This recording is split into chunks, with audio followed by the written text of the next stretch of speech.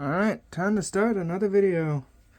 I know it's been a while, and I do apologize for the hiatus, but I was taking a break, and, well, my birthday is over, so I figured now's a good time to start. I do apologize for any ambient noise. I'm currently with my mother, so she's probably watching something downstairs. None of my business, none of yours. Moving on. I have started reading The Prince. The Prince is a political treatise by Niccalo Machiavelli. Now, if you actually look up when it was published, it would be the 1530s, but it was written earlier as a gift for an important figure in Florentine politics, a member of the Medici family, who were big influences in Florence for many years. Now, Niccolo Machiavelli is of course famous for writing The Prince, and in order to properly cover The Prince as I've been reading it, I'll be quoting and explaining parts of the book over time. These videos from The Prince will be on specific chapters, which I will label at the start of each video. For this video, we shall start with the basics of principalities, and I'll cover chapters 1 and 2, how many kinds of principalities there are, and by what means they are acquired, and concerning hereditary principalities. This is 2, the other is 1. Now, that all being said, these are very short chapters, so I just figured I'd lump them in. For others, I may only do one chapter. Maybe I'll have to split a chapter into 2. It'll depend. But, given this, I will lump these 2 chapters together and cover them together. Now, let's start. All states, according to Machiavelli, that have existed are either republics or principalities. The difference defining them is the lack of a prince or monarch, essentially. That is the definition, and by technicality it's still the definition, even if the definition is fairly useless, because such a thing would make theocracies republics. A thing that I would hope people don't really agree with, because there is a very firm difference between the US or Germany versus Iran or the papacy. They aren't exactly, the same. Even ignoring the whole secular bit that the first 2 have. But that is the definition Machiavelli uses, so that's what we're going to be rolling with. Now, when it comes to principalities, the prince is the monarch. So you could call it an empire, a duchy, a margravate, whatever you want to call it. It's still a monarchy, so it's still a principality, according to Machiavelli. And within these principalities, they are, quote, either hereditary, in which the family has been long established, or they are new. Family in this case meaning ruling dynasty.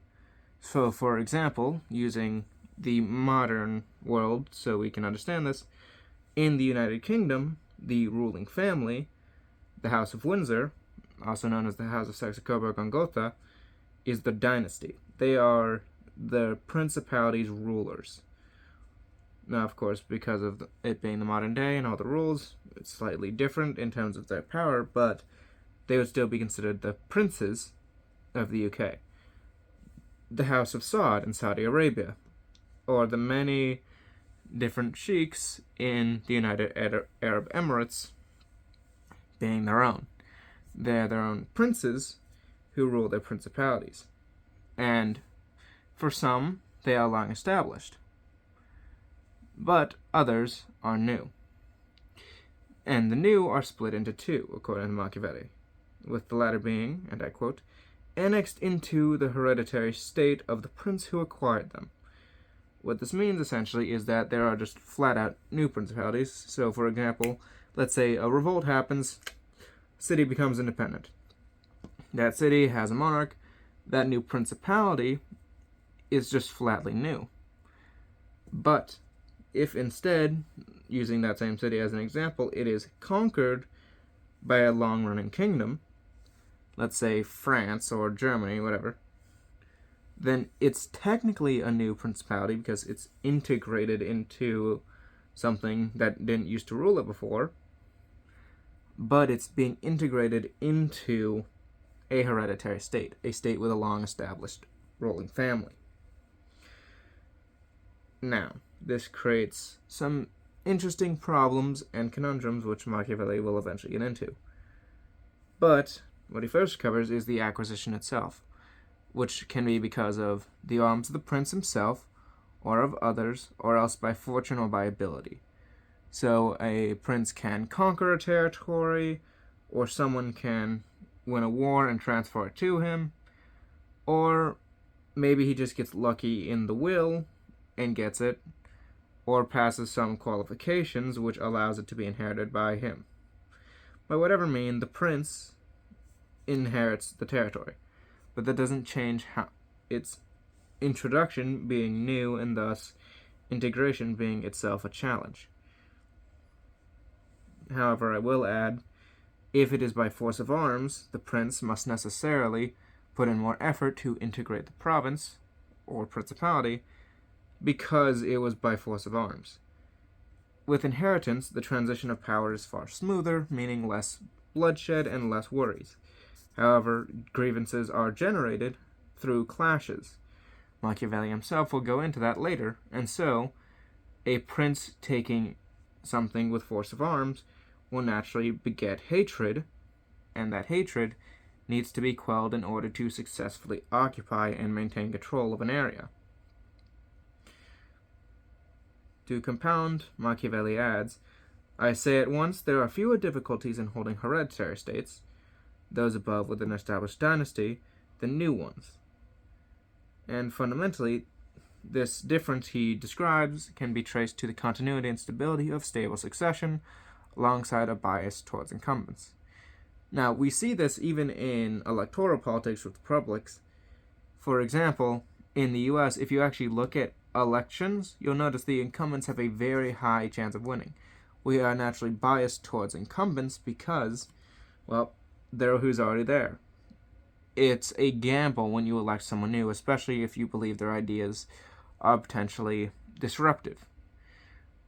But if you have a consistent trust in the current regime, at least enough to say, well, we could have worse, then you have a very good ability to continue your rule.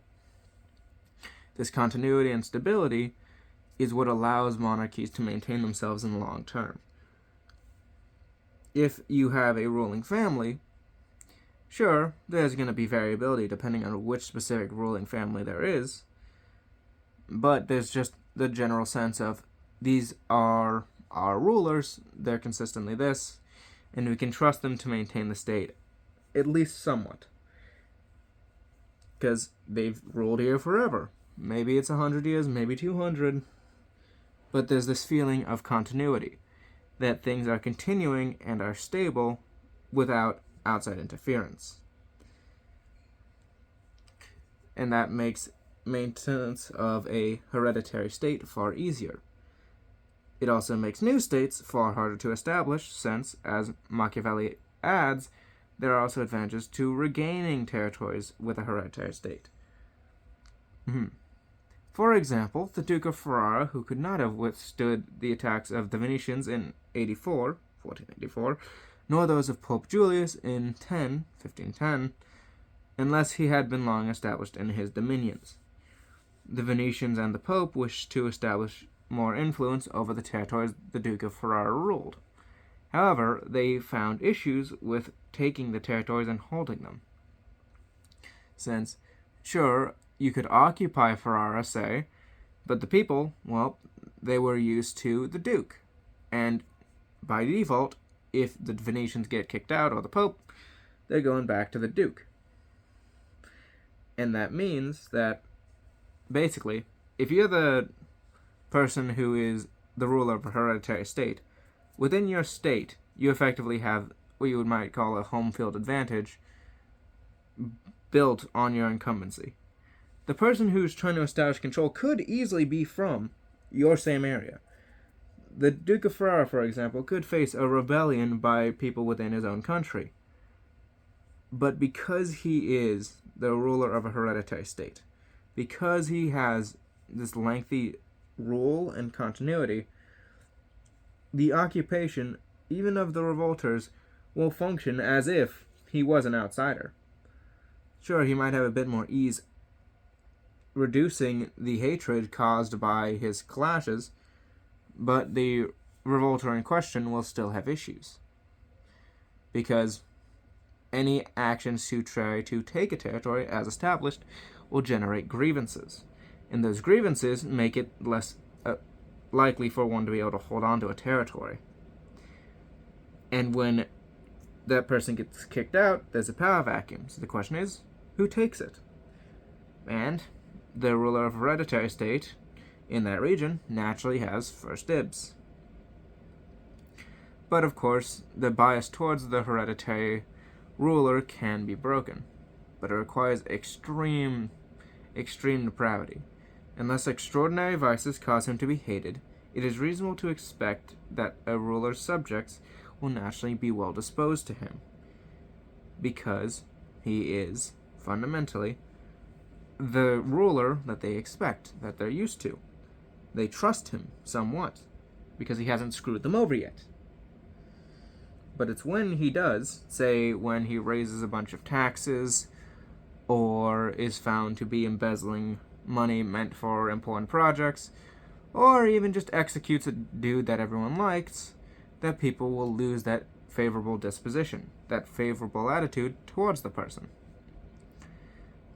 And thus, when it comes to principalities, and even republics to a lesser extent, a ruler thus is either in a hereditary state or one which is not. And furthermore, they benefit from heredity in maintaining a long-term influence over the state and its peoples. And that last point, that heredity benefits in maintaining influence, that is true in republics too. In fact, in Machiavelli's own country of Florence, we see it quite handily with his people he's writing to, the Medici family. When Florence was a republic, it still had a very important family, the Medici family, bankers who operated in Florence and who had key alliances and diplomatic influence throughout Europe. In particular, they were good allies of the French. This would be compounded on later. When you hear of Catherine de' Medici, this is the family she was from. And while technically a republic, Florence was technically a republic from quite a bit of its history until right around the 1500s, well, the Medici still held great influence because of their connections, because of the heredity of the family, and their influence within the politics of the state. Let's use the modern U.S. as an example. You have the Clintons, for example. People were willing to vote for Hillary because of her connection to Bill. That's not being sexist or anything, it's just a fact. The Clintons acted, in some ways, as a political dynasty in their own right, just between the two of them. We see this as well with the Rockefellers, and with the Roosevelts, and the Kennedys.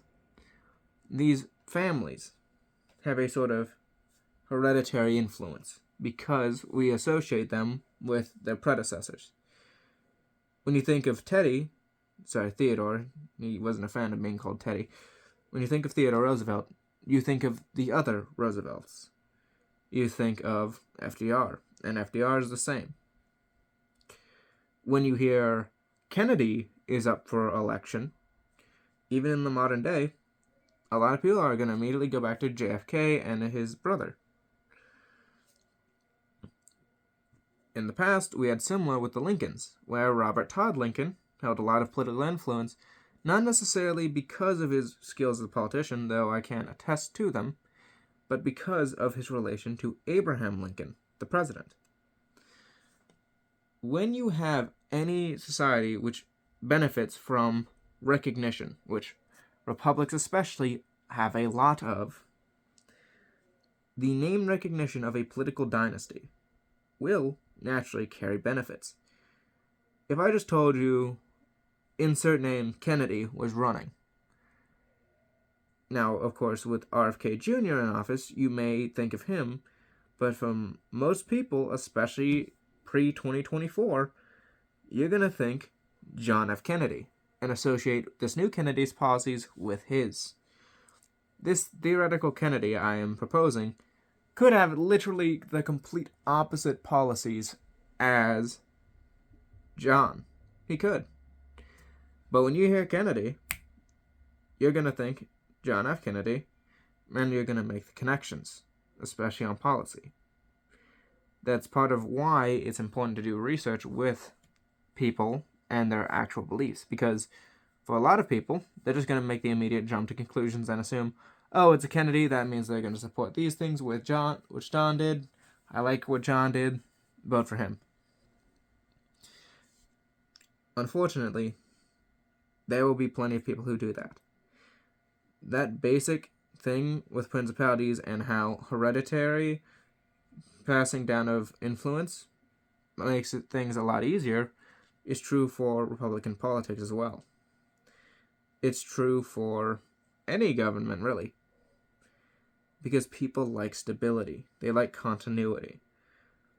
And sure, they like many other things, but if you believe you can guarantee continuity and stability just by electing on a name, perfect, you've already solved two things that you want. Now you can look at the other things. The fact is, even though Machiavelli, of course, in The Prince was focusing on principalities, on hereditary monarchies, essentially, and not republics, which he has addressed in a separate work, these rules still apply to republics. They still apply to electoral politics. You can't just say, oh, it's the prince, it's only applying to those outdated monarchies or whatever. No, it applies to our current system as well. And not just the, how should I put this, more realpolitik nature of his suggestions, but even just the basics of how a state operates. It's a lot easier to control a territory when you've ruled it for a long time. That's true in republics, as it is monarchies. It's a lot easier to get elected when you got the name recognition of an important family. We have seen that plenty. And there is a very real consideration for, well, maintaining control over a people. But that is all for now. Thank you for watching. I do hope you enjoyed.